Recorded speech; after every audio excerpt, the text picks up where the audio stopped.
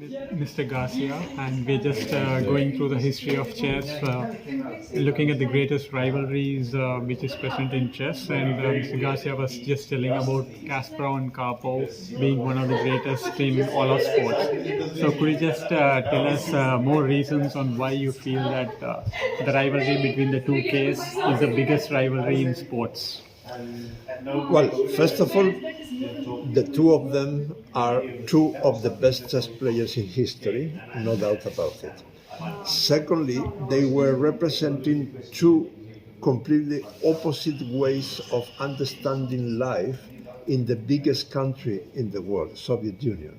Karpov was a representative of the old communist guard, and Kasparov was representing perestroika, I mean the renewal spirit of Mikhail Gorbachev.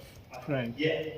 So that means that hundreds of millions of people all over the world were following that match, but not because they loved chess, but because they were sympathizing with one of them for political reasons or for personal reasons or whatever.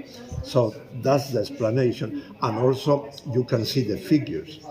If you count only the 5 matches for the World Championship, not counting private tournaments, etc., is 144 games to each other. And Kasparov's balance, I mean, the balance is in Kasparov's favor by only 2 points. That means these 144 games means more than 500 hours in a stage facing each other, and several thousand additional hours thinking on the other one, mutually thinking about preparing the next game for 5 years. Okay. So, as an extension to that, who do you feel is the natural successor to Kasparov in the modern days and Karpov? A lot of them say that Carlsen is kind of similar to Karpov in terms of his positional play. Carlsen is a mixed, is a hybrid of both somehow. And Carlsen is of course also one of the best players in the history, but there is a very important but.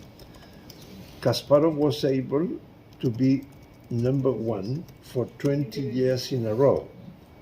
And for Carlsen, it's still a hard work to do to equal or to overcome that record. So, in your opinion, like who would be the top 5 best players of all time? And could you explain in terms of? It's impossible to answer that question properly, because in chess, every world champion is learning a lot from the predecessors. Okay. So, and now is even more unfair, because Carlsen has not only studied in deep all his predecessors, but also he has the modern technology, which means that he is learning much faster than the other ones. So, are we living in what could be the toughest era in chess ever?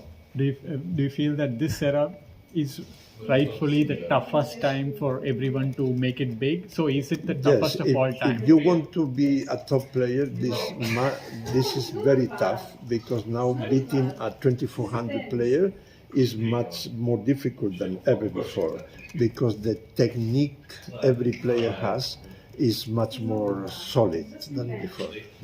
Okay, Thank you. We'll have a discussion again later. Thank you very much for your time. Mr. Thank you. Garcia. Thank you. you.